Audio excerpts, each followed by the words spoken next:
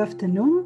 Welcome to the webinar about development of the full application forms. My name is Andrea Tonč, and I'm welcoming you on behalf of the EU Tacso Free team. Today, I will be sharing with you my experience in project proposal development, including practical tips and number of examples from practice. This webinar is dedicated to development of the full application form and is divided among the narrative part, the session number 1, which we are actually implementing at the moment, and financial and administrative part. This will be session number 2 that is also available for you to review. This is actually a separate recording. So as actually I mentioned, we divided 2 sessions to have sort of distinction between the, let's say, more program and narrative part, and then the second part, which is of course mutually connected, but it actually talks about the financings, about the preparation of the budget of the proposal, and presentation of some, let's call them administrative information. This second session is recorded into the actually separate document, and it's also available to you online together with this session. In overall, what we are going actually to talk about, it's about the overall approach to proposal development. Then I will present to you in detail main elements of the full application form, including description of the action. It's actually a strong relation with intervention logic. Then I will talk about the implementation approach. And in the actually last part of this session, we will be talking about sustainability and subtopics related with the sustainability. In the second session, we will be talking about the budget, and we will overview the main costs of the action per budget headings, and I will share with you some other information in relation to administrative requirements. Over the whole presentation, I will be practically at the end of each section share with you information which are important for the evaluation of the full application form, meaning I will make direct link with what I was talking about, for example, about the sustainability and how then sustainability is evaluated at the level of the full application form. So let's start. When we talk about the overall approach, our first step that is required in the whole process, and this step is very crucial, and actually if we failed on this first step, we will actually always have some emptiness, and actually it will reflect on the overall quality of our proposals, and that is to review guidelines for applicants. Majority of the mistakes that are happening in this process are related because of our lack of following of the guidelines for applicants for particular tender. This document is actually the most important document that we have to always actually come back and always check whether we actually conducted all instructions presented in the guidelines for applicants. Then we should actually review our concept notes. The concept note webinar is also recorded and is also available. So please actually search our website for more information on preparation of the concept notes. However, now let's say we are talking from the position that our concept note was successful and we entered into the next phase in which we are actually preparing our full application form. Our full application form should be based on the information that is presented in the concept note. Once we start with the preparation process, and it is step 3, it is important to have consensus with our project team, with our partners and affiliated entities, how the development process will look like, meaning how the writing process will look like. There are actually many of aspects and methods how this can be actually conducted, but the very much important is that actually key actors of the action are involved in the process and are actually aware what is content of the proposal. Why I'm saying this? I'm saying this because at the implementation level, practically once the implementation starts, the first issues, the first challenges that you are facing is in communication with your project partners, which are actually surprised that something is written or that something is dedicated to them as a task, and how the budget is composed, etc. And this is why this step number 3 is crucial. My suggestion is to review the process in phases. So once you finish particular section of the proposal, review it, discuss it, and then go further. This will actually ensure to you sort of the quality control of the whole process, and then you will also have enough time to discuss these particular issues for the particular sections, but also you will not be overwhelmed with reading the proposal at once when you will be actually anyhow tired, and that is at the end of the process. As I said, discuss all issues with partners immediately. Depending on the level of your discussions at the proposal writing phase, will reflect positively at the level of the project implementation phase. Once you are done with the writing and you are actually completed the proposal development process, please check once again all administrative and technical requirements.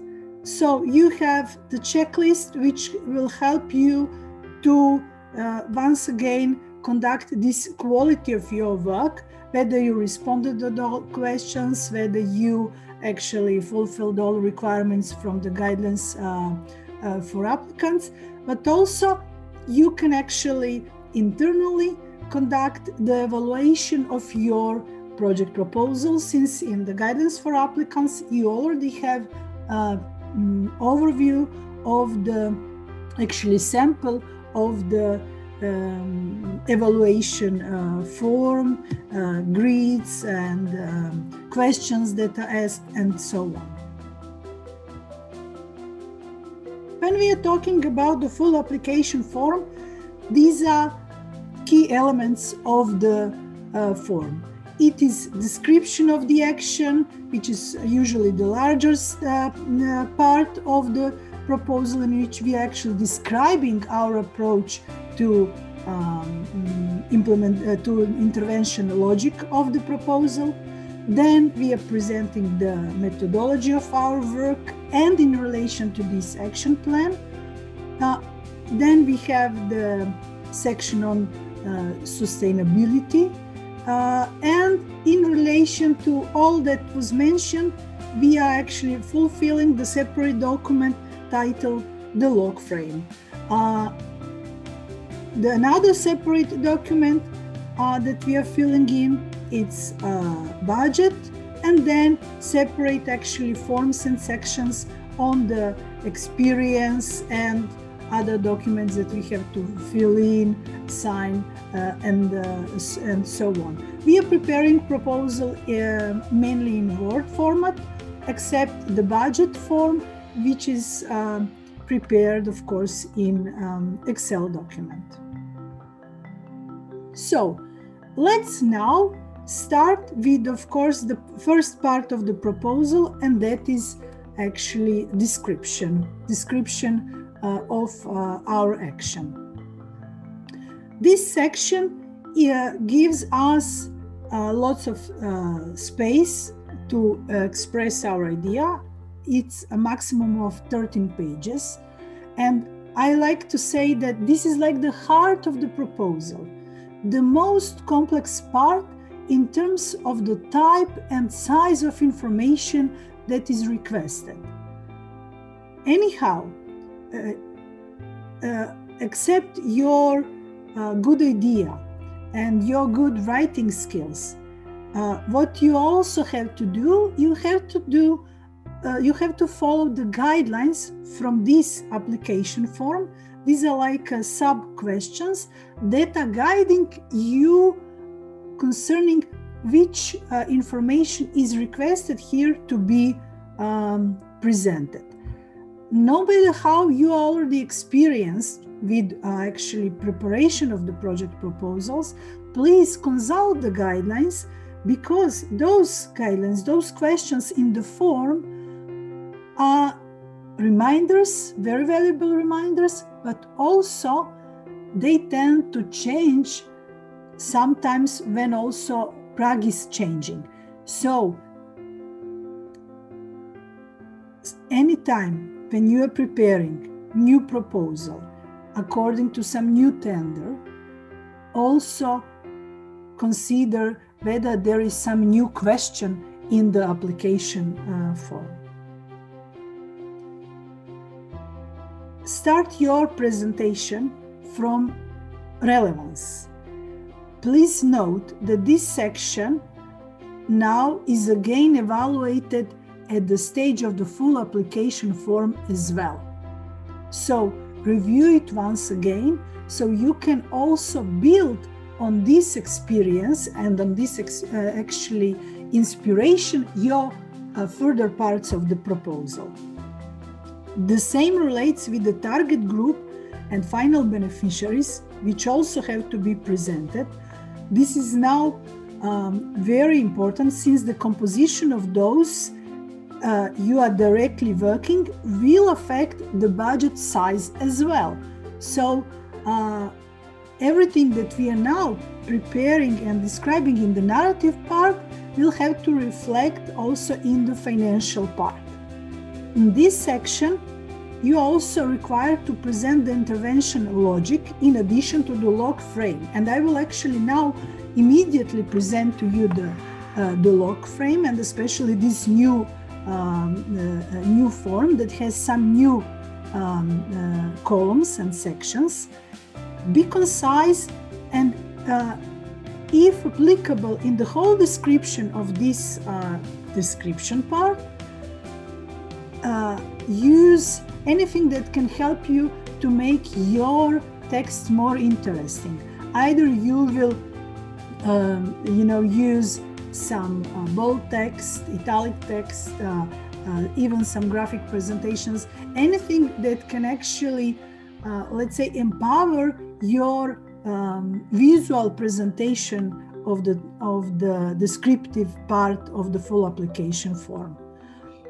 Please note that with the new approach to intervention logic, the focus now is very much on change. And this especially reflects on the level of the target group and final beneficiaries, meaning that in the proposal, it's important now to present how the project as such will impact at the level of the target group and final beneficiaries, not just how the project will serve them, which is actually the way how we are very often presenting the information. We are just presenting what we are going to do without envisioning the change that we expect to happen.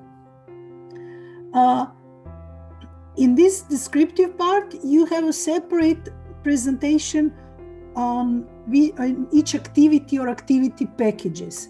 So in that part, you will actually in detail present each activity package and each activity you are going to implement. And that is why this description part is so large.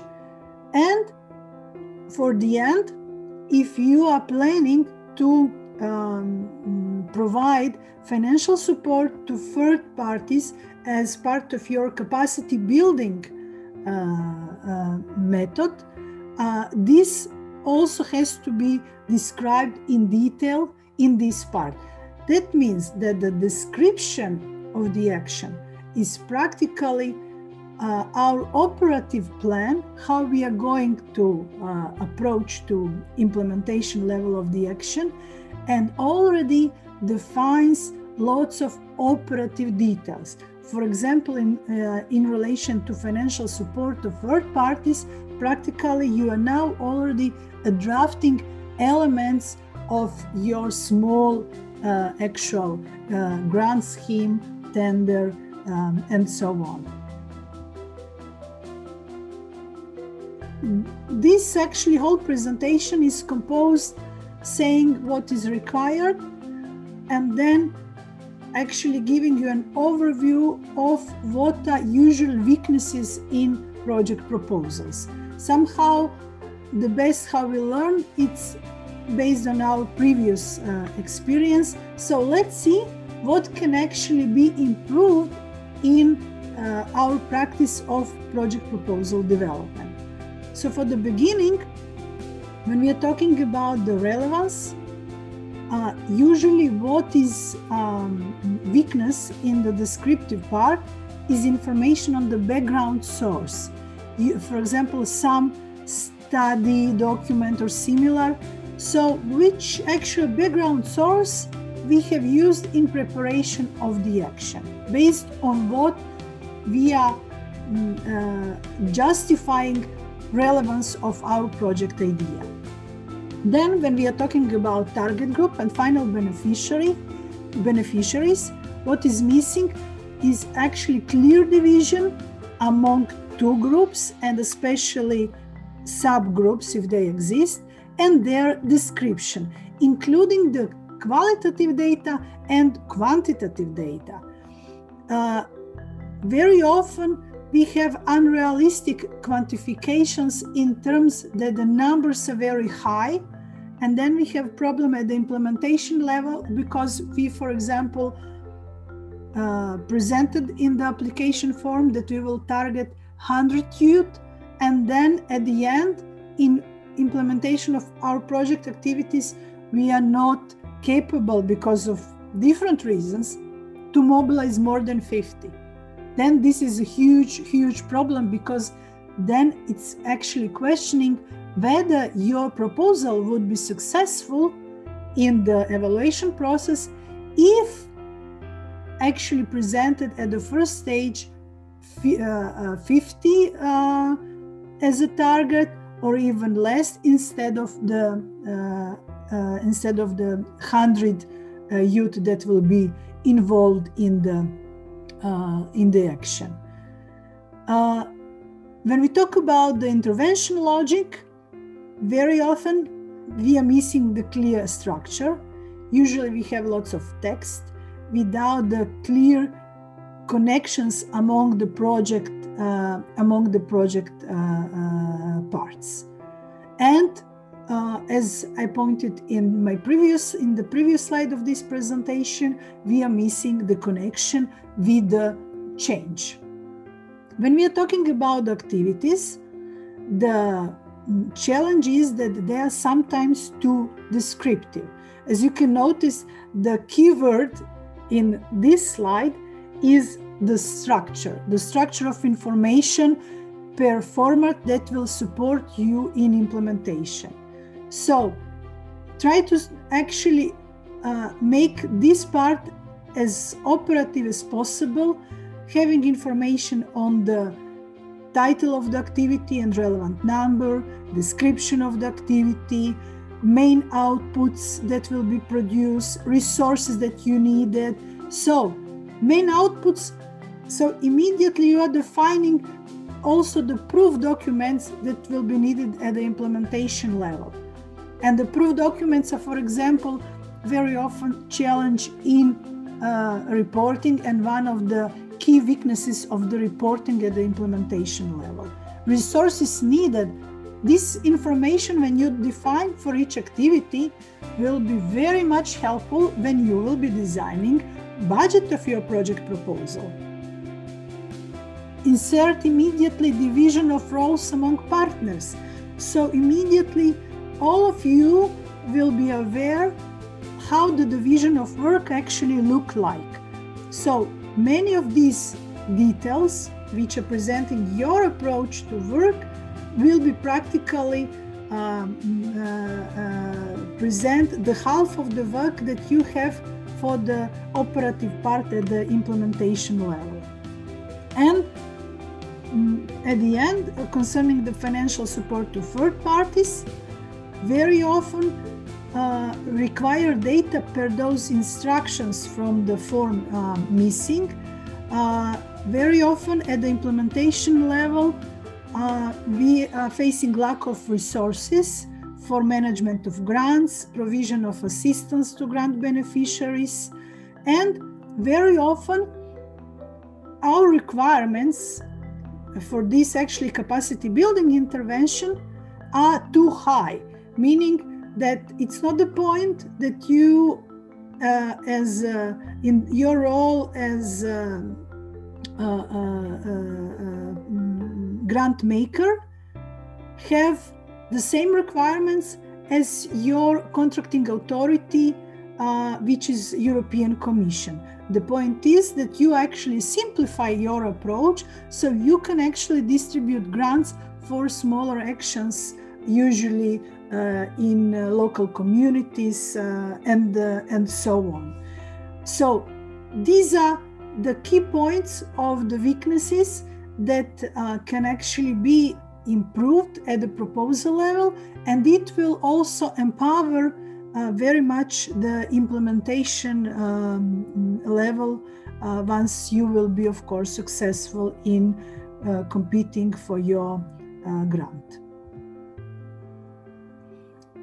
When we are talking about the intervention logic, which has to be described in the descriptive part and also has to be clearly reviewed from the log frame, it's important to keep in mind that intervention logic is now moved towards the focus on change and result. Please check once again the presentation on the concept note, because in that webinar we also talked about the focus on the change a lot. Briefly, what we actually have to ask ourselves now when we are in the process of the proposal development, and that is what will be different instead of only what will be done. Hope you can actually catch now the point. So, what is your project about? How usually we are presenting the information? It is like this, what is actually written in red. We are going to organize series of training events for an unemployed youth.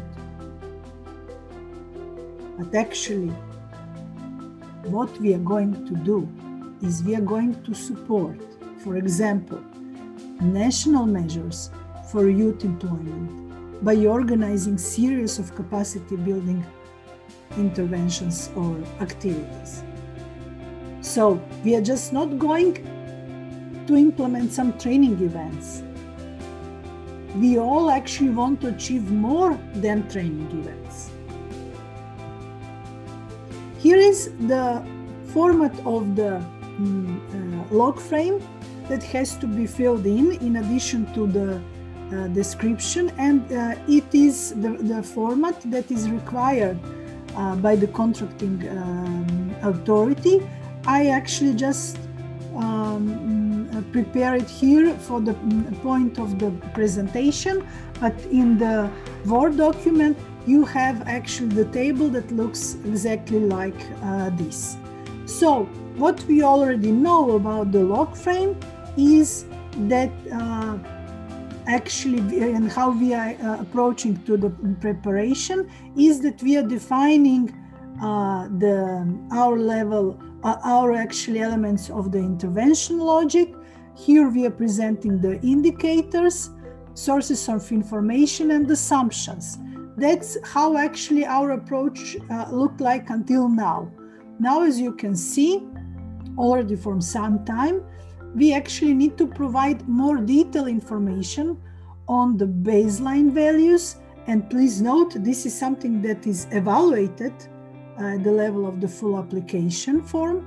Then we are presenting our target values for reference years, and actually we are of course reporting about achievement of our targets per reporting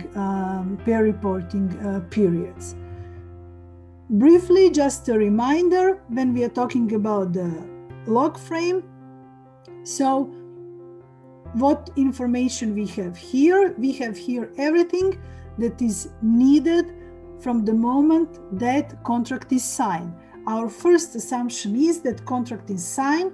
We have relevant inputs, meaning means and costs, that are helping to us to start with implementation of our activities. Based on our assumptions, we are of course implementing activities. We are following that, producing the first outputs and outcomes, which are of course results of the our action. As a result of this, we will achieve long-term change, which is defined here as impact. So as you can see, when we are actually talking about the results, we are talking about the outputs, about outcomes, and about impact as such. Well, the always like a very challenging part when we talk about the log frame is the topic about the indicators.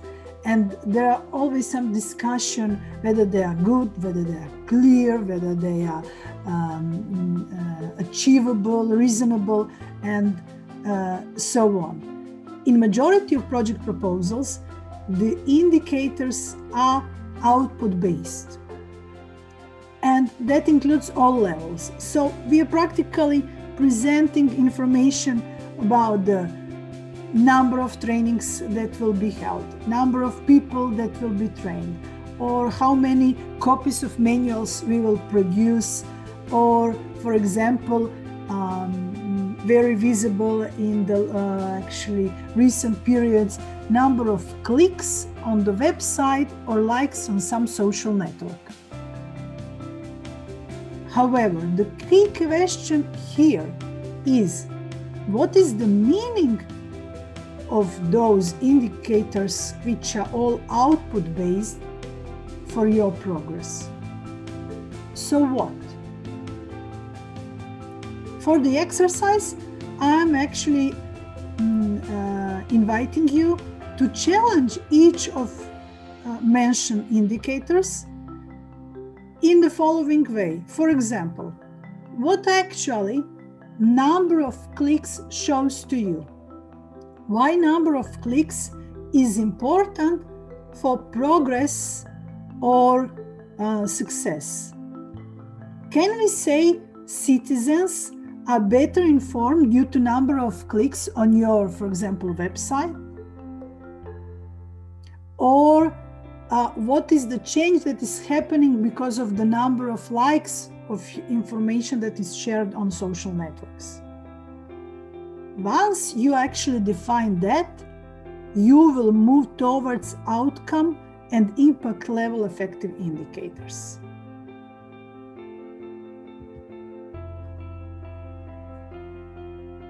In my practice, I am conducting lots of monitoring assignments for grant contracts in implementation, meaning for those that are actually have been successful in the project application process.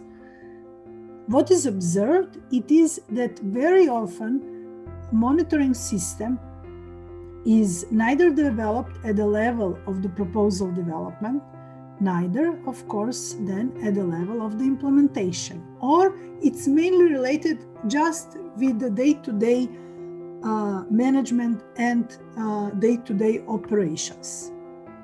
When defining our intervention logic, we must strongly consider monitoring that should happen at the implementation level. If this is not defined at that level, then actually we are facing a number of obstacles in the implementation and reporting. Defining what is needed to achieve and how to evidence that is actually key to success. That is the reason why many projects in implementation have challenges to prepare good quality reports, because we haven't defined what I was talking on the previous slide, clearly what is the change that we want to achieve and how we will evidence this change. In monitoring part, we are actually now thinking how we will evidence for example, that public is better informed because of the number of clicks.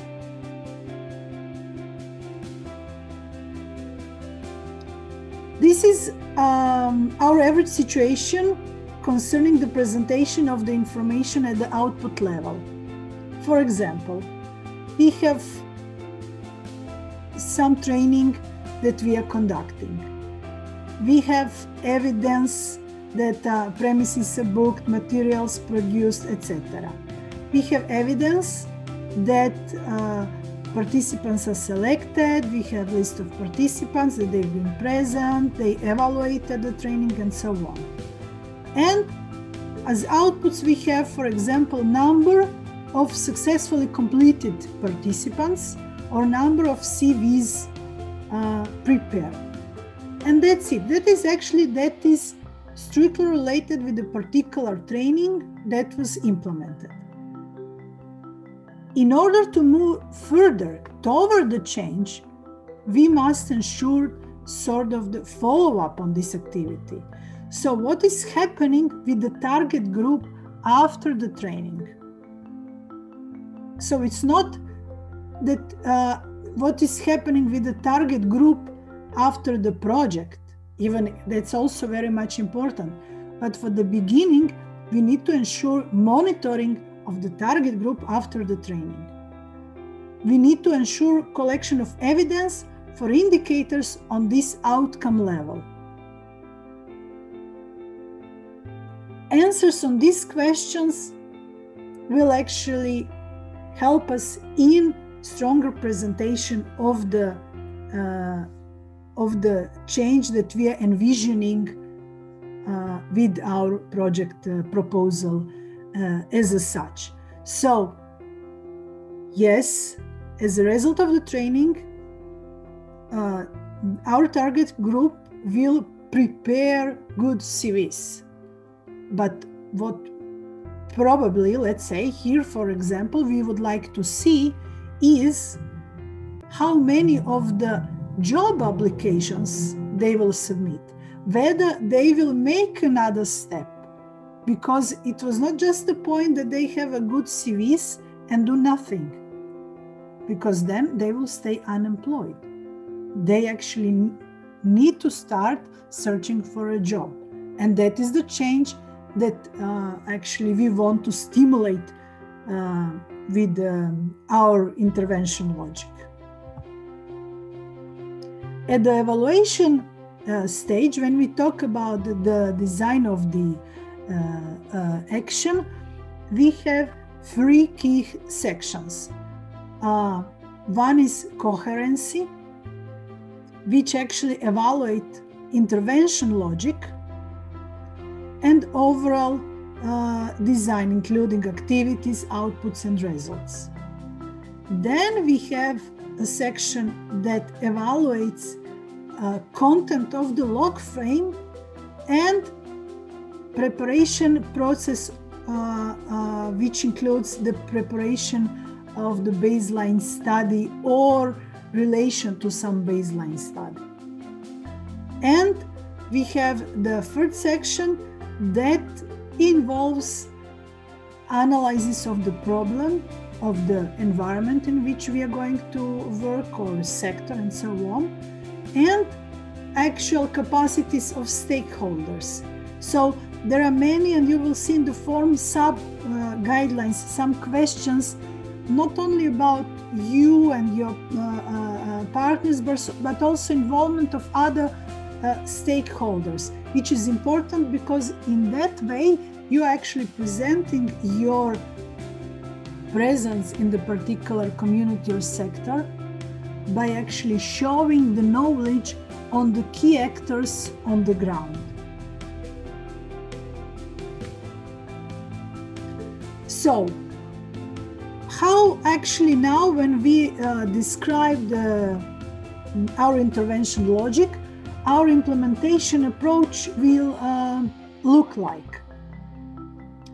Implementation approach is the section of the proposal that has number of subsections, but you are limited to up to 5 pages to describe it. The main, let's say, part in the implementation approach relates with the presentation of your methodology of your work, meaning which methods you are going to use, why they are important, and what is needed for your implementation in terms of the, for example, equipment, materials, and so on.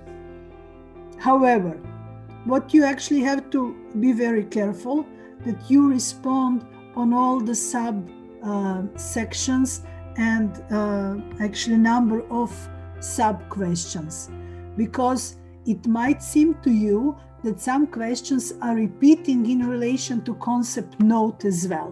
So it doesn't matter, present that information again. So once you describe your methods, you actually are asked to describe whether this action builds on your previous actions and how. Practically actually is asking you what you have learned based on your previous experience and what is the further need now when actually you have achieved sort of the level of development with your previous development intervention. Then you are asked whether this action is part of the larger program, or if it is, then you are required to describe how is that connected and so on. The next, what you have to present is your organizational structure. In this part, you actually need to list the titles and main positions for each role in the project, and with information what will be, let's say, main responsibilities for this role, but also what are your requirements for particular position. So what are requirements for particular, let's say, expert, coordinator, some other team member, and so on. Even probably you already presented that information, especially at the level of the concept note, and then especially at the level of the description. Again, you are here required to present role of actors. So how other actors and stakeholders will participate in the action, and whether they will have some specific roles and so on. Briefly, at this point, present your monitoring approach as well as your evaluation approach. So you are not formally required to have evaluation of the project that is implemented, except your grant is, meaning the budget of the action is foreseen above 500,000 euros.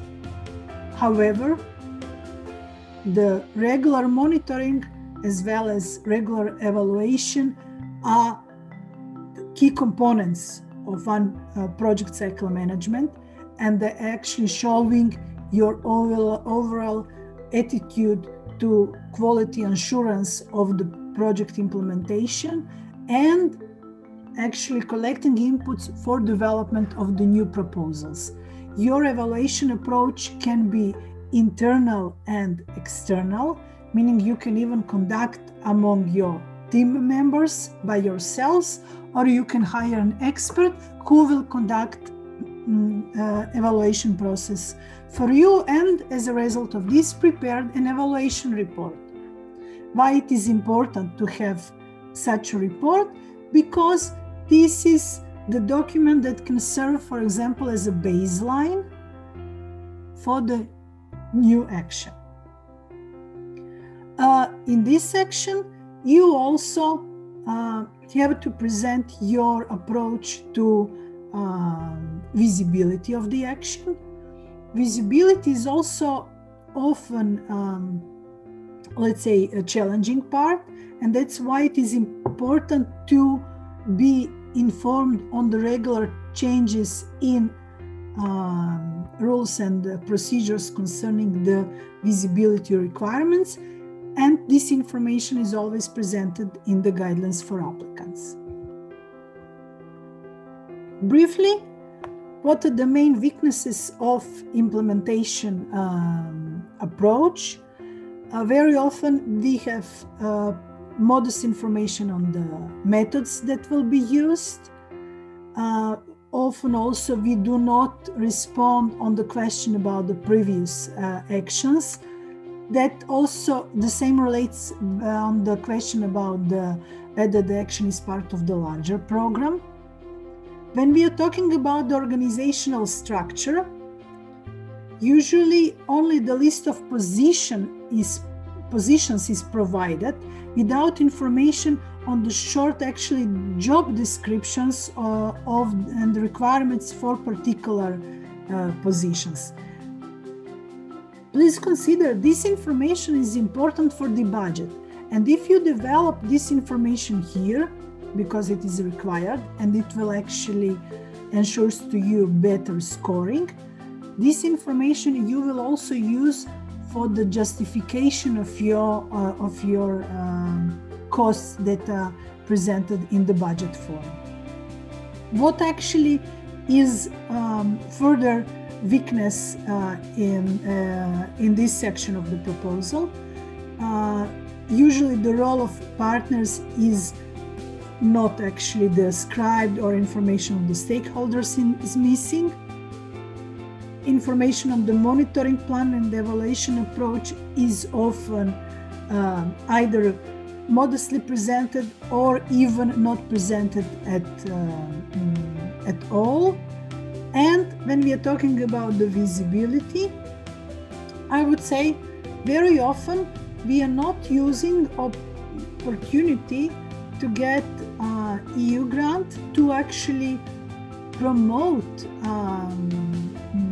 work of our organization, to promote our development approach, which is actually the point of the visibility, instead of just having some visibility elements that are dedicated to particular activities of our project proposals. So the challenge when we are talking about the visibility is to think about visibility outside of the standard visibility package. The challenge is to think what we want to achieve with the visibility. Again, that is a question about the change, and not only what we want to produce as a part of the visibility package. Some reminders that are usually information that are presented in the guidelines for applicants. and pointed out that the information will be searched in your proposals, relates very often with some cross-cutting elements, added value elements, the gender mainstreaming, human rights-based approach, etc. Now, in this specific situation of the pandemic, it's also very much important to emphasize how you will actually adopt implementation of your project to the current circumstances. In relation to the description of the action and implementation approach, we have to present our action plan, which is actually a simple table that gives us an overview of the activities that will be implemented, their time frame, and division of the roles among the main implementers of the action, meaning lead applicant, meaning co-applicants, and affiliated entities. What usually is a confusion here is how we are presenting the time frame, and here is important to have in mind that concerning the time frame, you are presenting months of the implementation, not a calendar month. So when you say that you will start with the preparation in the month 1, this will be month 1 of the implementation of the project, depending on when you will sign your grant contract. So the month 1 is not a January, it's just the first month of the implementation after your grant contract is signed. When we are talking about the evaluation of this implementation approach,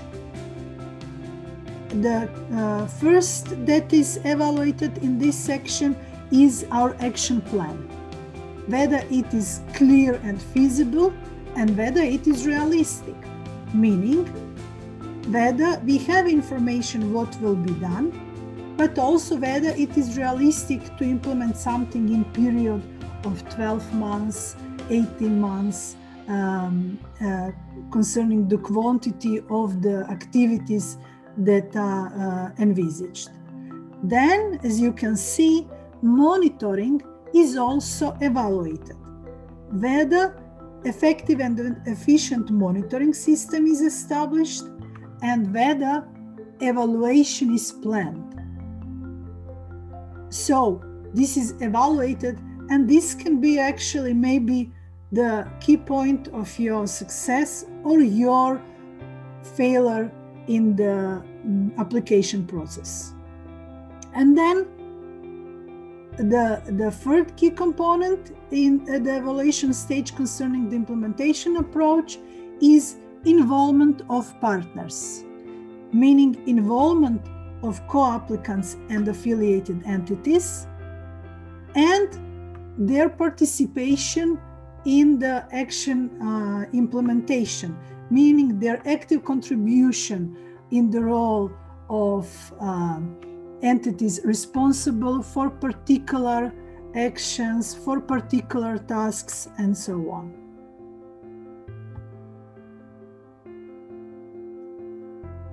The last large section in a full application proposal development, it's on sustainability.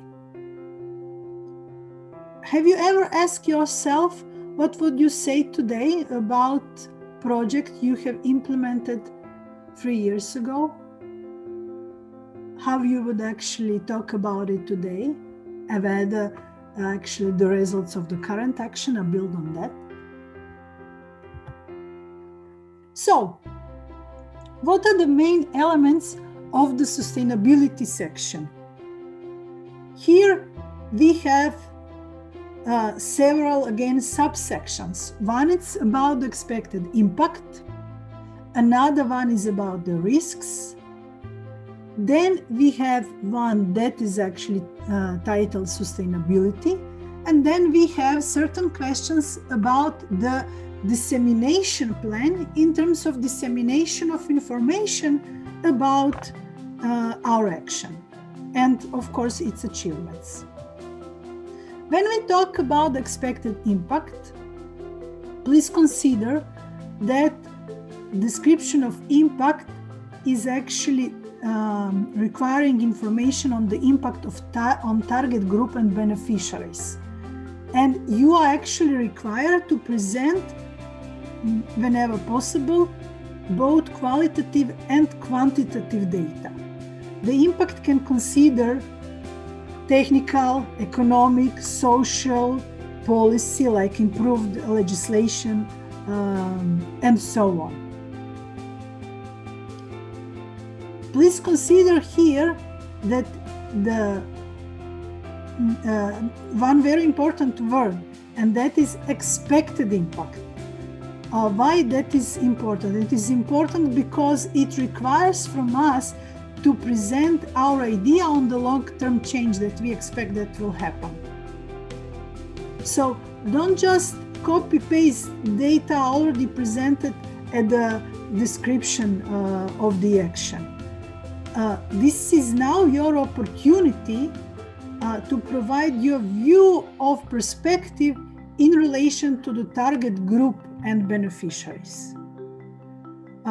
This is actually your chance to now also empower your whole approach with the information and presentation on how you see the change.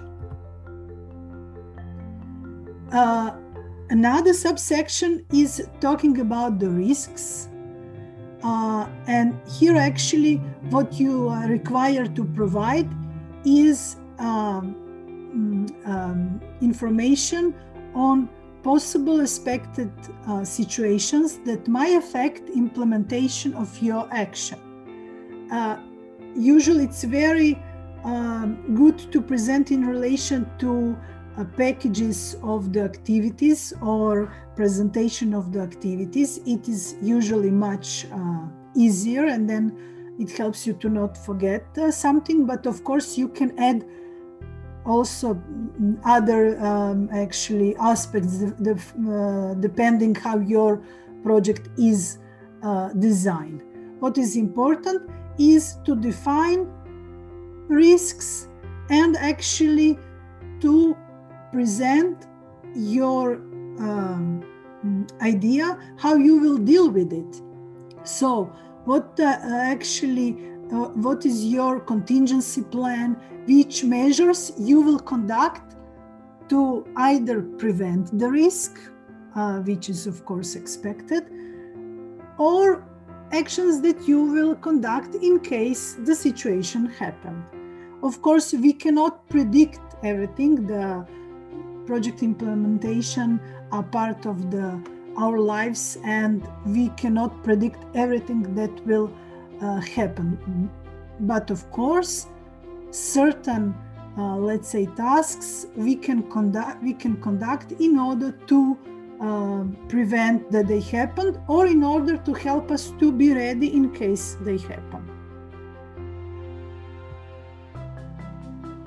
And finally, in this section on sustainability, we have section that actually asks us on 4 types of sustainability. But as you can see, why all the previous questions are so much related with the sustainability, because the sustainability, like risks and like impact, it's something that we are planning.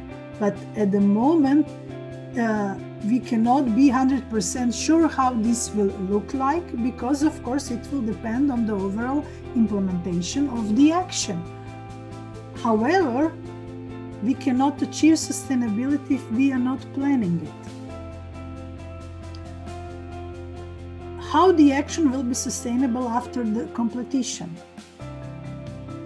please note that very often monitoring of the grants that are completed is also happening by the contracting authority, because the contracting authority wants to learn what are the effects of the actions after, for example, 1 year or 2 years after the completion. Practically, let's see what are now the effects of our investments. So when we are talking about the sustainability, what are the key questions that we are asking? One is whether we are planning and how to ensure finances for further action, for the follow-up action, for the continuation of the provision of the services, and so on. If we started to provide some social service, how the service will be implemented when the project ends. If we renovated some community center, how it will work after the project ends. At the institutional level, the question is whether we have structures established that will ensure sustainability in terms of that we still have some team of people that will be working on something, that we have established procedures for work of the, let's say, community center, and so on, or that some, even like working groups or bodies are functioning and so on, that will further empower continuation and follow-up of the action. When we are talking about the policy level of sustainability, we are talking about the improved legislation, codes of conduct, and so on, because improved legislation will affect on, let's say, quality of the services or accessibility of the benefits for our target group. And then we have, as the last category, sustainability at the level of the environment, meaning environmental protection. So how our action will be sustainable in terms of the environmental level. And here we are repeating for years very often response, and that is that we are going to use less paper in our work. So I think now it's really time to move forward and to be more creative in presenting how actually the implementation will be sustainable in terms of the impact at the level of the environment. And at the end, in this category of the sustainability, we have question about our dissemination plan and possibilities for application of the project that is implemented, meaning promotion of the lessons learned, implementation of the same project in another community, or some actually project implementation approaches, and so on. What actually here is required to present? It is idea how the information can be spread and how the actually achievements of the project can be multiplied. Use in defining this some of these questions that are actually presented here, which are actually much more focused on the operative level. It might be at this point for you, like, God knows what will happen, let's say in 2 years, but we are coming back again on defining of the objectives and key question, which relates also to sustainability section, and that is how you will achieve something if you did not plan that.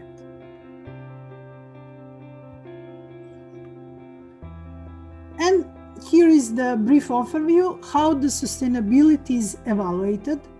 So as you can see, the one of the key criteria is the impact of the project on the target group.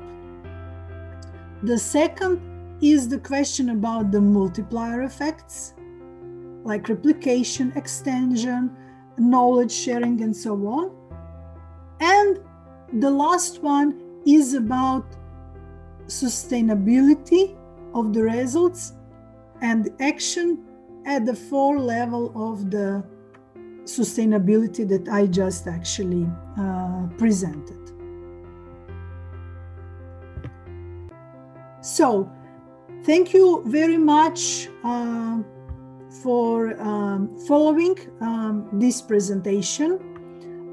Please, if you have additional questions, write to Tacso team, contact your country coordinators, and actually send us suggestions for maybe some of the further webinars we can prepare, presentations, anything that can actually help us in further development of your capacities for successful preparation of the project proposals.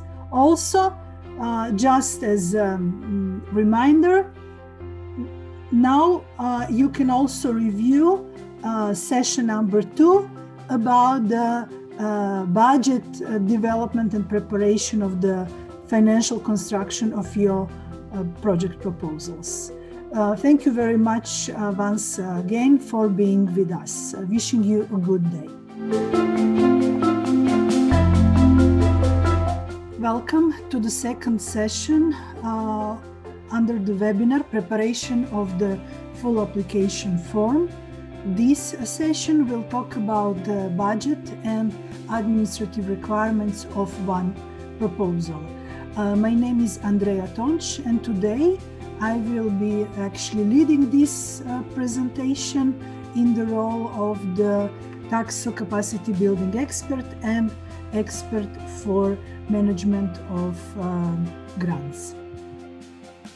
So the first part of the presentation will be dedicated to the budget form of the full application proposal, and the second part will be dedicated to some administrative issues and tasks that should be considered when finalizing your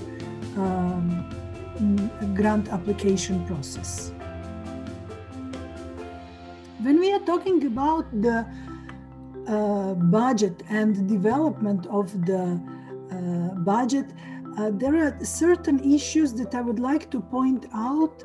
For based on my experience, I think are important to consider as overall approach to budget development.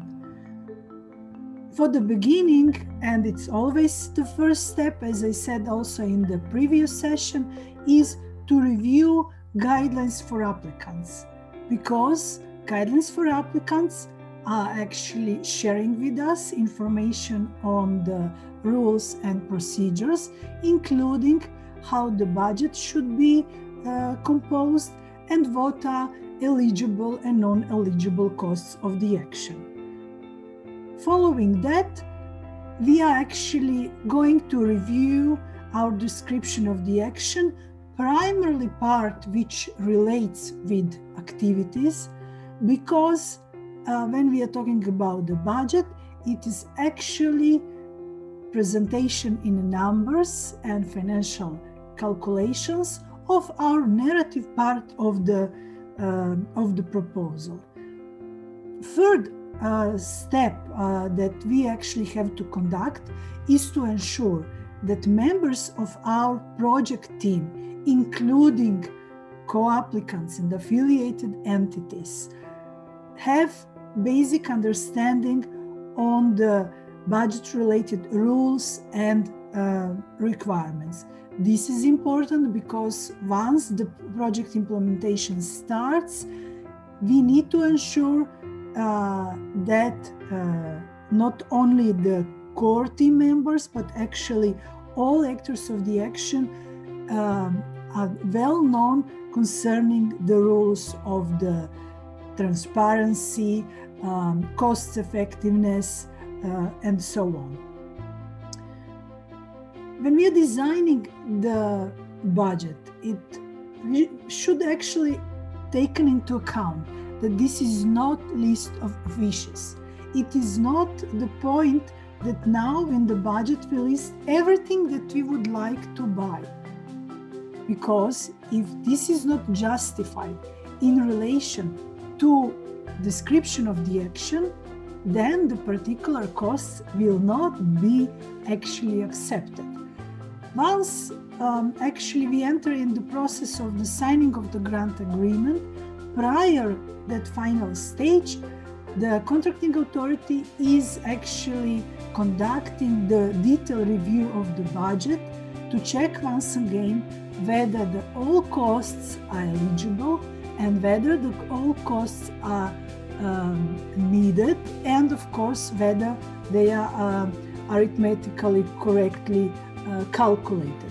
So if we cannot justify that something is needed for the implementation of the action, then it might happen that our budget will be cut in or changed in relation to actual situation described in the project proposal. However, what you actually have to do when you are designing your budget of the action, you also have to calculate the costs that will not be presented in this budget form because they're, for example, ineligible list of costs, but they will occur. That is how you are actually preparing yourself on the additional costs that might occur, but you will not be able to cover them from this particular budget of the project. Also, please calculate the costs in net prices, except you cannot actually be, except for the costs that relates with the salaries and honoraria to physical persons. And of course, if you are in some category of the entity that actually will not be able to get the exclusion of not actually paying the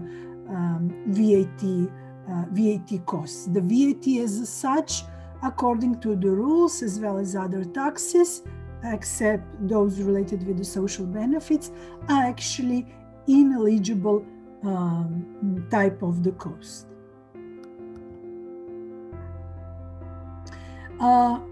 When we are talking about the costs and designing of the budget, there are several cost options from the category of the simplified costs. Here we are actually presenting the three forms that can actually happen. One, it's the unit costs, when we are actually presenting our costs in the budget form per amount of unit. In that case, we actually need to ensure in advance particular reference information on how the costs are calculating, what is the source of information, and so on. The second category, it's called the lump sums, and it actually concerns some global terms of the costs. For example, unit cost, amount per unit is, for example, per day, per hour, per kilometer, and so on. Global terms are, for example, per some event or per some contract. However, even in that case, somehow in our background of the action, we need to be able to provide justification how the costs are calculated. And we have the third option, which is flat rate financing, which covers specific categories of eligible costs, which are clearly identified in advance by applying a percentage fixed ex ante. We will come back also later on it, but it's mainly related either with some, for example, possible changes in relation to salaries or calculation of the costs in relation to office costs, and some fixed percentages, for example, when we are talking about the contingency reserve or indirect costs. Simplified costs options are actually divided into two categories. One category is output or result-based simplified cost option. This actually category includes costs linked to outputs, results, activities, etc. For example, determination of the lump sum for the organization of the conference or similar, or realization, production of some, let's say, output of activity, for example, study or evaluation.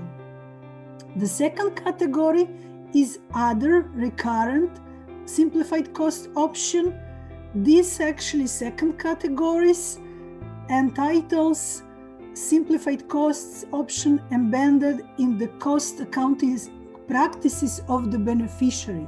So it is important that actually you can prove that this is the part of your accounting practice, and in this case, an ex ante assessment is definitely necessary to actually check whether the practice is applied consistently, and of course whether the cost is calculated correctly. For example, in case when according to your salary policy, particular salaries will be increased because employees are working for several years in your organization, and this will happen during the implementation of this particular project. If this is defined, if there is such a policy in the organization, you will actually have to justify in order to actually allow such a change.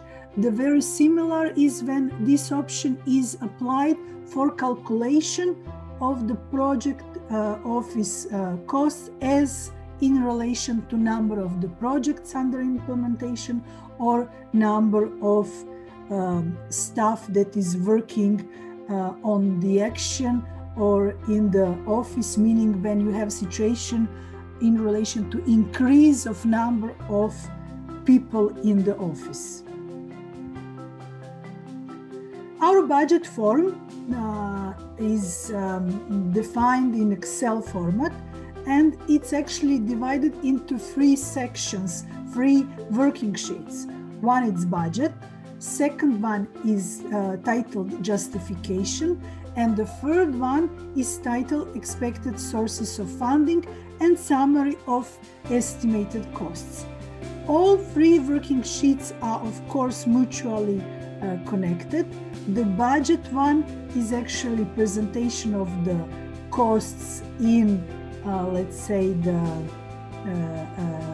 quantitative presentation in numbers.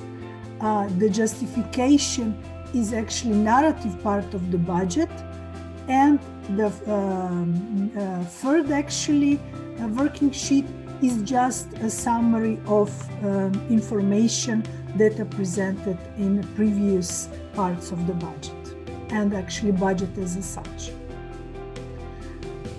When we are talking about the working sheet one, meaning the budget of the action, here we already have defined key budget headings, which are defining the key categories of the costs. And these budget headings cannot be changed. They are presented here like number one, human resources, then travel, then equipment and supplies, local office, other costs and services, and as number 6, different other actually costs. And these costs are in the budget presented per types, per unit, unit values, and so on, as the actually forms as such requires. Of course, now this form you will actually combine with some of the simplified cost options that are already presented. Few more information that you should actually consider here is to actually round, costs on 2 decimals. And please, this is Excel form, use the Excel formulas to calculate the costs.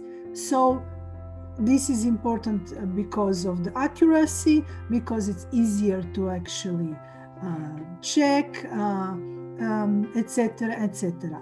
And of course, at the end, this working sheet 1 is usually connected with working sheet 3, and you can actually do this the best when, of course, you are using the Excel formulas. So now I'm going into detailed presentation of each budget heading, starting, of course, from human resources.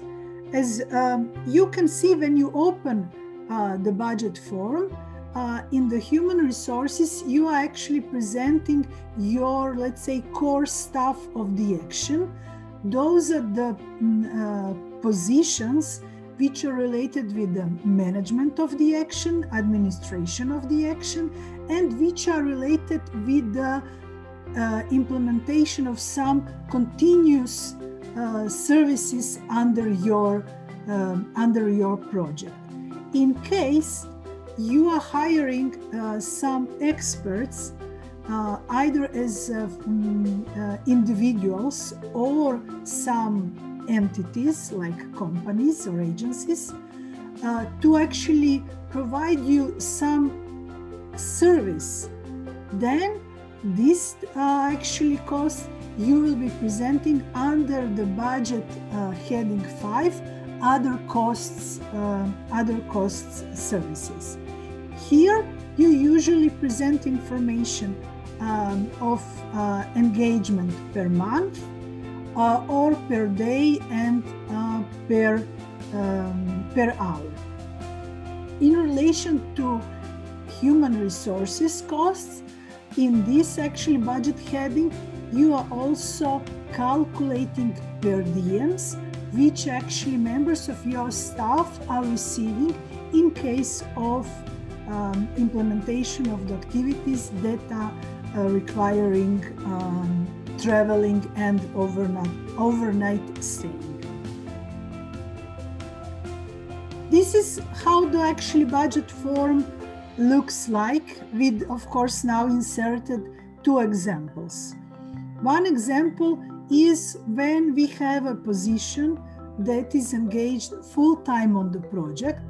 And here we have, for example, this is marked in green, the project manager position for the 100% for the project that will last 24 months.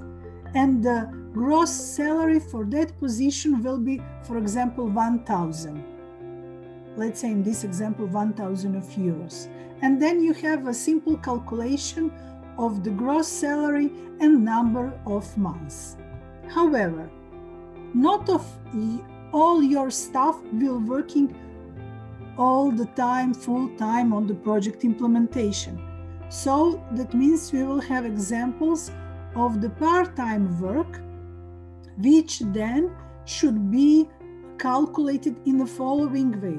You have to actually define the percentage of the involvement of that position, and this percentage will be calculated in relation to unit, which is month, and number of units.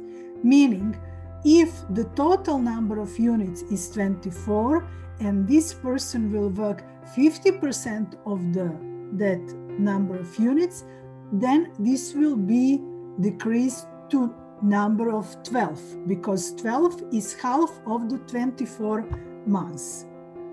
However, the amount of the gross salary for that position will remain the same as per the amount for 1 month, meaning like in this example, the gross salary amount for the full time for this position is 500, let's say, euros.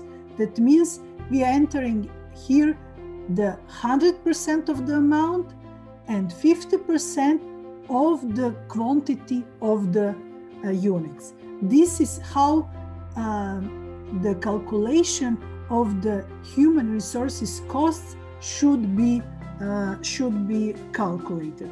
Of course, at the implementation level, this position of the project assistant will have to track his or her engagement on the project implementation by using the timesheet form, which will on actual monthly basis allowing the calculation of the engagement on the project implementation. When we are talking about the travel, this is our second category of the budget heading. Under this budget heading, we are presenting all types of traveling, including international, national, local, whatsoever. It is, of course, important that travel is closely connected with the project implementation. Doesn't matter which the transportation tool we are going to use, either it's a car, vehicle, bus, airplane, and so on. It is important that is connected with the project implementation. Of course, it is important that we know which transportation type will be used. It is important that you define the purpose and who is traveling, because that might affect on the costs if you are buying, for example, airplane tickets, or if you are actually calculating the number of kilometers because you will be using, for example, the car. Under the travel costs, you can also indicate subcontracting of some transportation service, depending, of course, on the type of the activities and the needs of your project implementation. It is important then to clearly indicate that this will be the transportation service, because in that case, this might be calculated differently in terms of the particular service, not, for example, related with the number of persons or kilometers and what so on. It always, of course, depends what will be implemented at the end. Concerning the use of the personal cars, you can use either your official cars of the organization or even the private cars of the individuals, for example, your employees and so on. However, anyhow, the system for reporting is practically the same. Actually, it should be set up in advance, concerning also making the proper decisions when the use of the private cars is needed. All these details that I'm mentioning now will be actually mentioned in the justification part of the budget. However, you can always expect that you will be asked to justify or clarify some of your calculations. The third budget heading relates to purchase of equipment and supplies, something that is important to buy in order to actually achieve purpose of your project. It can also include purchase or rent of vehicles. This is not the same as the actually subcontracting of the transportation service. So subcontracting of the transportation service is listed under the budget heading 2 travel, but under the budget heading 3 equipment, it's only the purchase or rent of vehicles, not as services. That's the huge, important difference. Here, when we are talking about equipment and supplies, is different types of furniture, computer equipment, machine tools, spare parts of the equipment, but also other supplies that might be needed for your project implementation. In this sense, we need to conduct prior market research to actually check the prices and conditions of purchase of particular equipment or supply.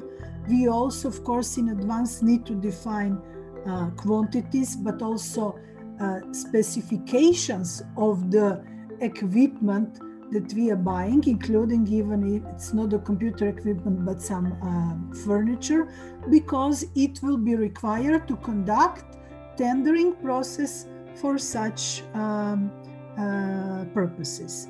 Why I am saying this? I'm saying this because it is important that when defining the budget, you think from the perspective of the tendering process, not just a single shop purchase, meaning that you should actually look at your list of the costs concerning the budget heading 3 to see whether there are some categories or types of the costs that you can actually connect into one procurement procedure. So you're not going to buy computer per computer, you will buy them all together, including all other related equipment. The same is with the furniture. You are not going to buy, unless it's strongly justified, the separately chairs and desks. You are going to combine them into one tendering process, into one joint purchase, let's say like that.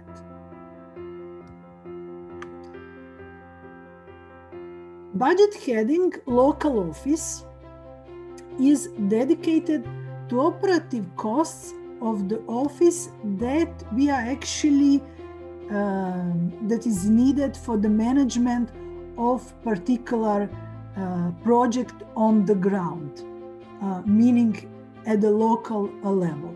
And this actual budget heading includes also some costs related with the vehicle or vehicles, with the rent of premises, with purchase of some office supplies, and of course other services like communication, maintenance, heating, and so on. Some specific costs that are needed for some, for example, workshop, we actually have to present in the budget heading 3, not under the budget heading 4. Also, if we are calculating the costs for the local office based on the percentage in case of the shared office costs, this should be clearly presented in the justification part of the budget.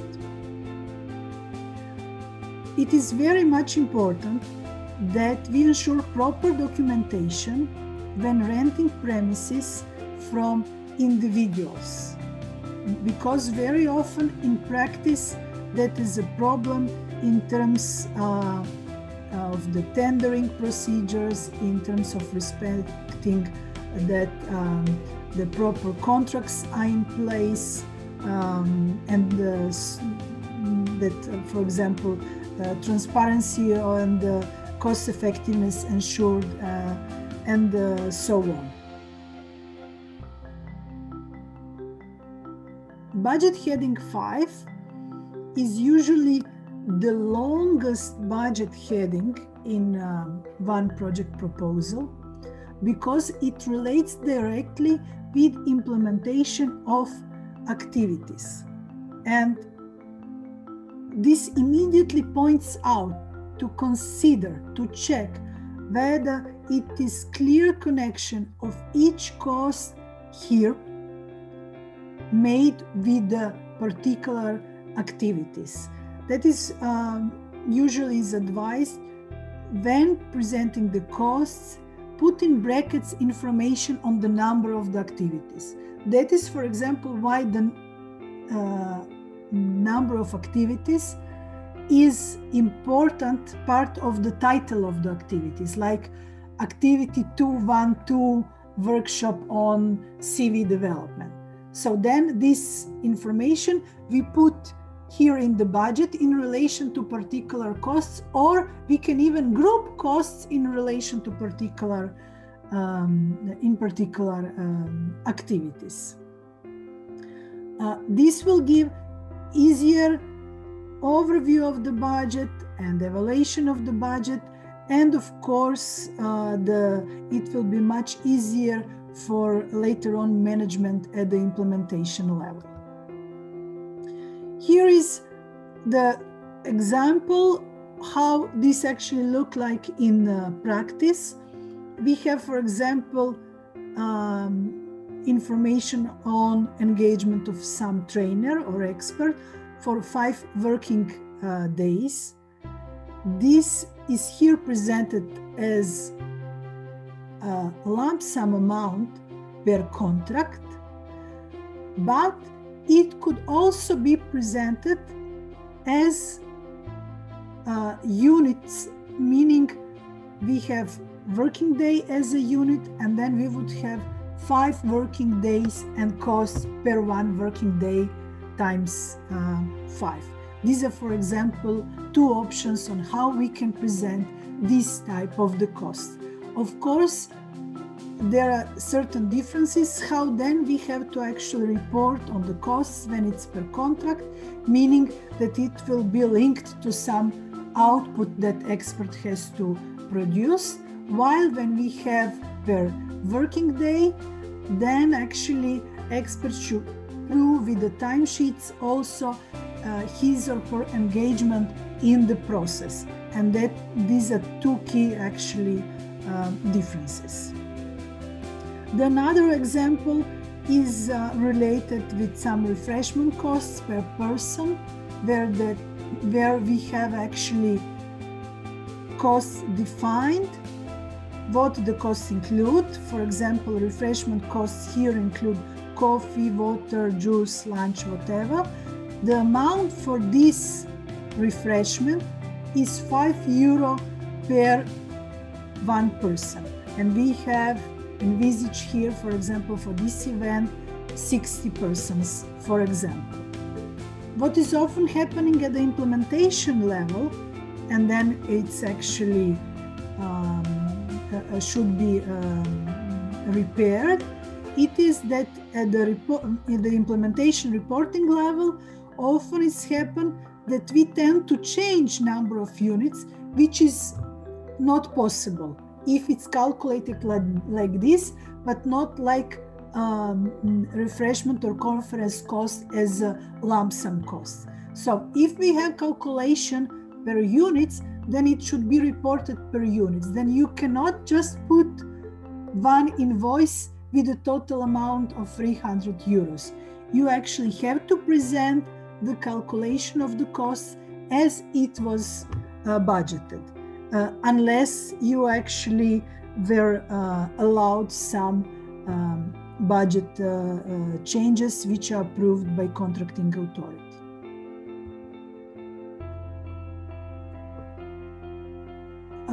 Final budget heading from the lists of the direct eligible costs is the budget heading that is titled Other. Practically, here we are presenting the all costs that we simply could not present in some other budget headings from 1 to 5. Very often here we actually, because of the better review, are presenting the costs in relation to works, and it can be some installation, reparation, and so on. Here is, for example, costs from one proposal in relation to procurement of green houses, etc.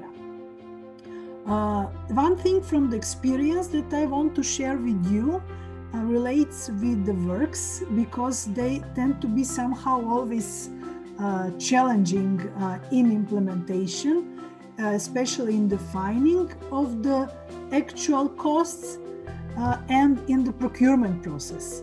And that's why we are, again, I'm repeating the importance of the market research already at the stage of the proposal development, because if we are not aware of all reconstruction works that should happen in, for example, some premises, during the market research phase, when we will be collecting information, the possible vendors will actually ask us some questions about the space, about the size, about the condition, or some of them will actually come to see how the, for example, those premises that should be renovated look like, because based on that they will make, for example, their offers. This is crucial in this process, because then you actually learn what are the types of the costs, or for materials, or for services, or for equipment you have to actually calculate to actually ensure that this is properly budgeted and financial construction of the project defined.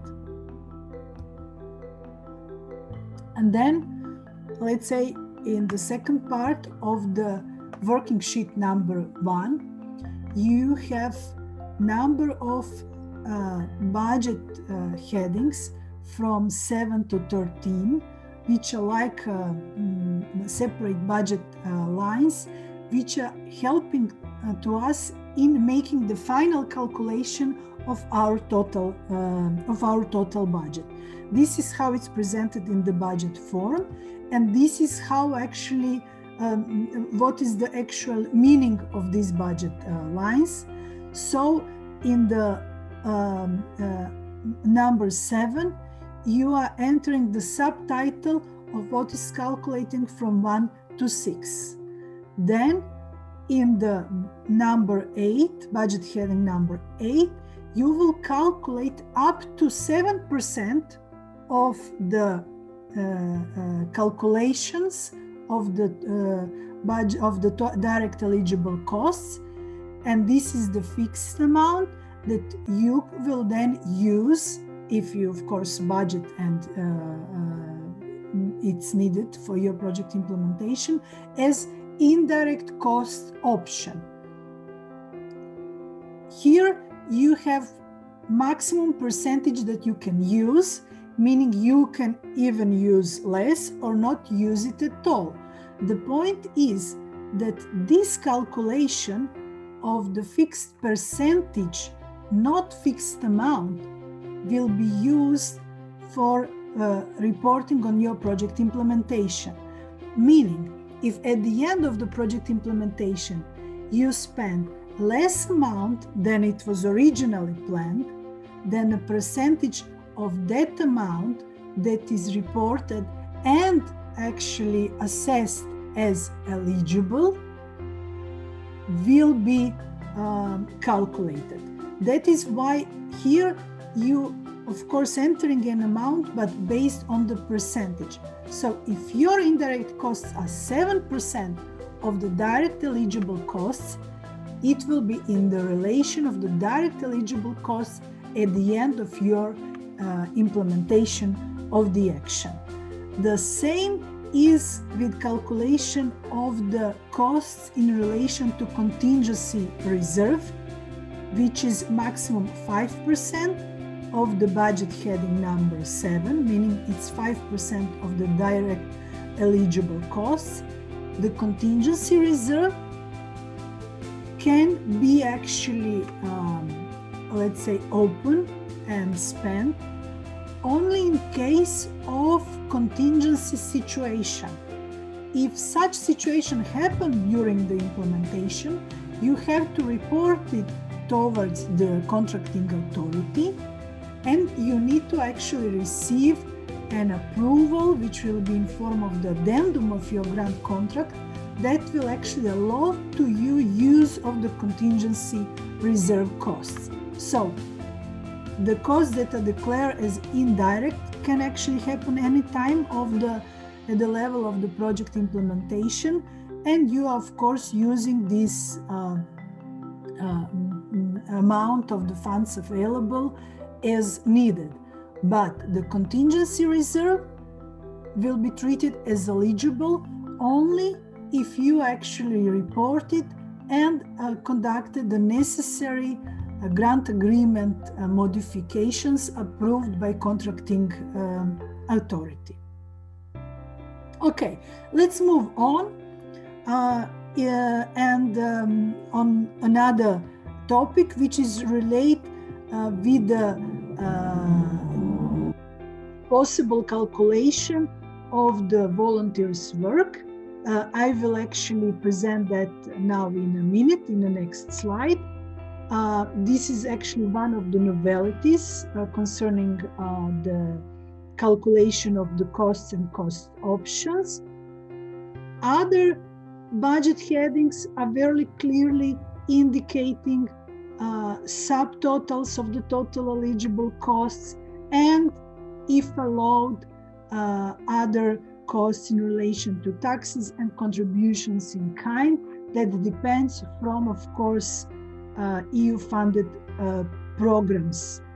At the end, the last budget heading relates with the calculation of the total accepted costs, meaning that in cases where the taxes and contributions in kind are allowed to calculation in the budget form, they will be presented here.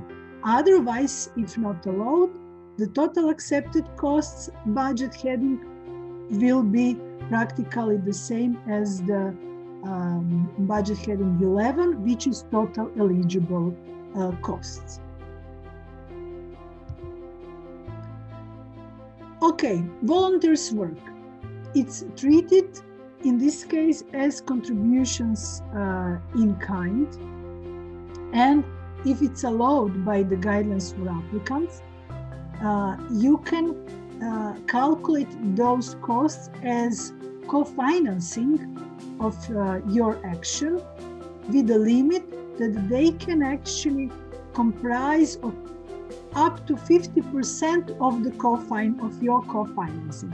So it's actually first of all a great acknowledgement of the lots of volunteers' work that is happening under the implementation of the projects, and it's also a great opportunity to assist to you to actually finalize your budget construction of the project. The way how you are presenting the work of volunteers is per unit cost of per volunteer day, meaning that this volunteer day will have its value, which should be provided by the contracting authority.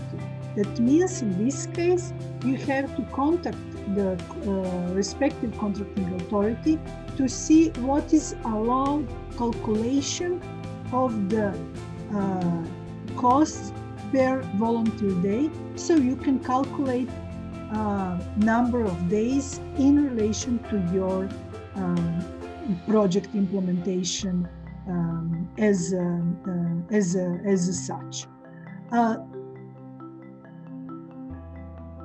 Please consider that this actually option will definitely then require that you have some proof record of the engagement of the volunteers, meaning in number of volunteers, number of working days that particular volunteer was engaged on the project, and so on.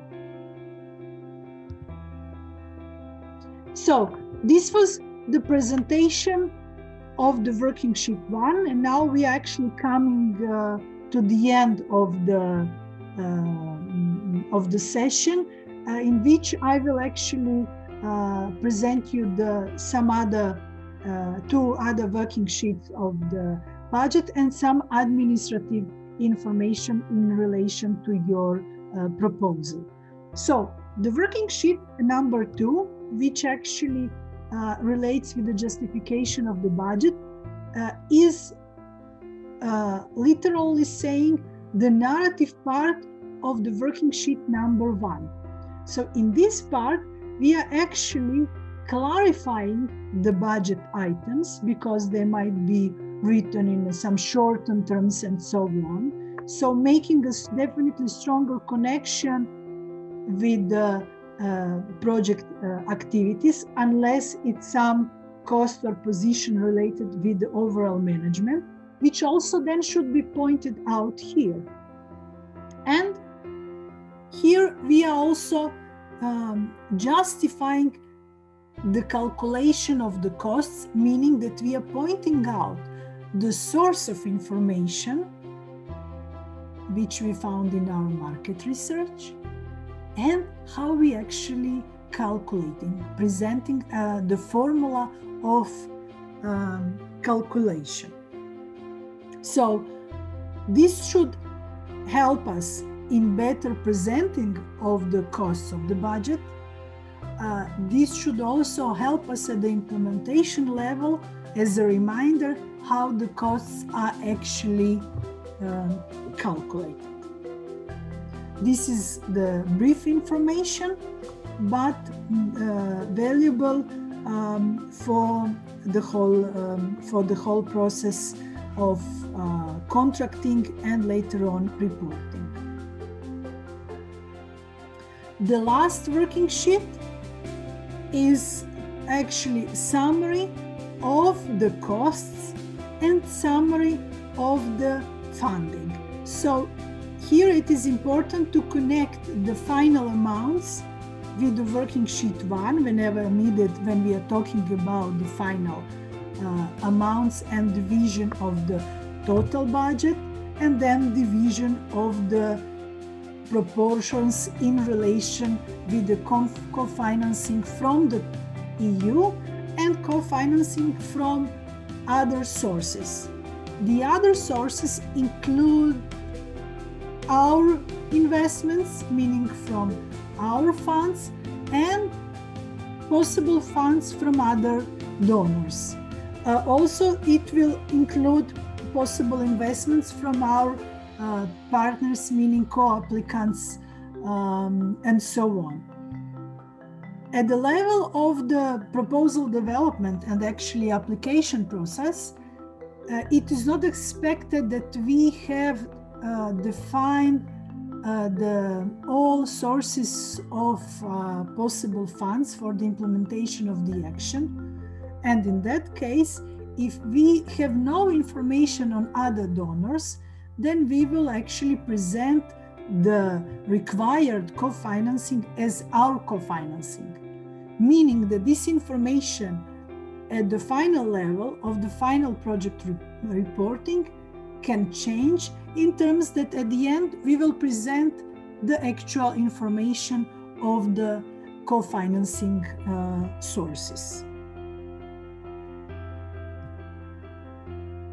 And the last point when we are talking about the budget is, of course, evaluation of the budget, which has two main sections.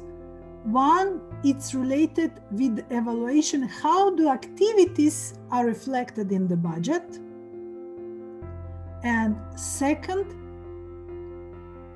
what is the ratio of the estimated costs and expected results?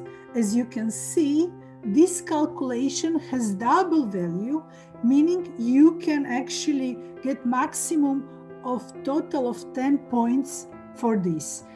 In this evaluation and this actually final slide on the budget is actually also like final reminder on the importance of considering how the activities are transferred in the budget, how the costs are balanced between what actually we are going to do, what we are going to achieve, and the expected, let's say, the overall costs needed for this development intervention.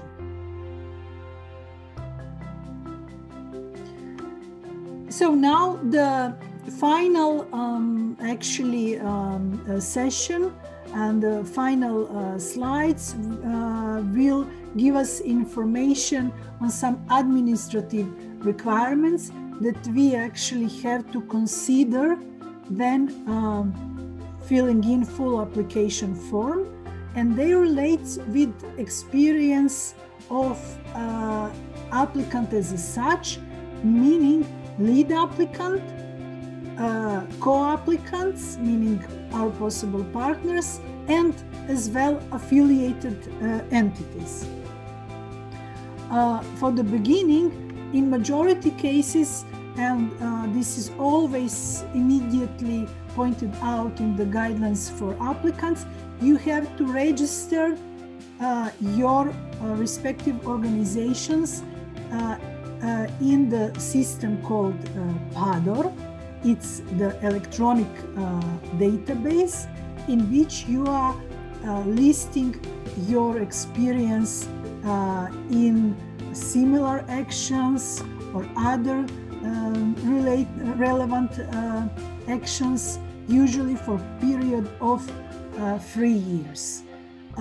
This is very much important because it's also, of course, evaluated, and it seems like easy job to do, and that's why we tend to actually do it like at the end.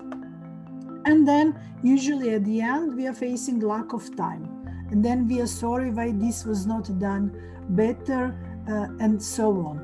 So even now this is presented at the end of the learning, this learning exercise.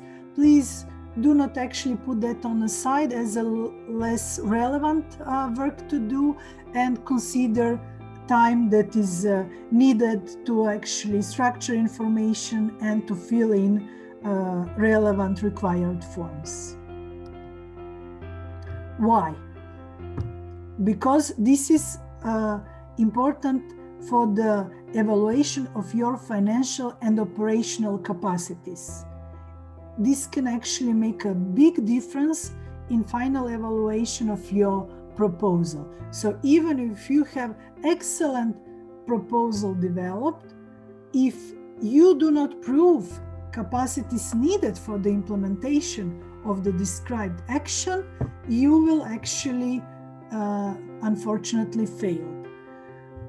What are the capacities that are evaluated? Here it's actually direct copy-paste from the evaluation form and considers following. It considers the experience of project management, of applicant, co-applicants, and affiliated entities. Then considers sufficient technical in-house expertise, again of all involved, meaning that applicants and affiliated entities have sufficient expertise among staff and expertise in development and implementation of the similar project. So you have specific knowledge and skills and experience in relation to issues you are going to address. The third point is requiring sufficient management capacity in relation to applicant, co-applicants, and affiliated entities. That means staff, equipment, and ability to actually handle budget for the action. So accept the number of experts that you might hire for work on the specific activities, or you might actually subcontract a number of services. You need to have actually staff that has experience in management of the actions, of the people, of the resources, and so on. This is actually usually very easy to check, also based on your previous experiences and based on stable sources of finances that you have, especially the organization that is in the role of the leading applicant, because this will be evaluated. The question is, does the lead applicant have stable and sufficient sources of finances, meaning you will provide, when presenting your experience in PADR, information on the status of your current finances and for previous several years. So, with actually this final presentation of the additional information in relation to capacities and presentation of your management experience, we actually came to the end of this online education on preparation of the full application form. I want to thank you also for supporting this learning process, so for expressing the interest for this learning process, and wishing you all the best in preparing your future project proposals.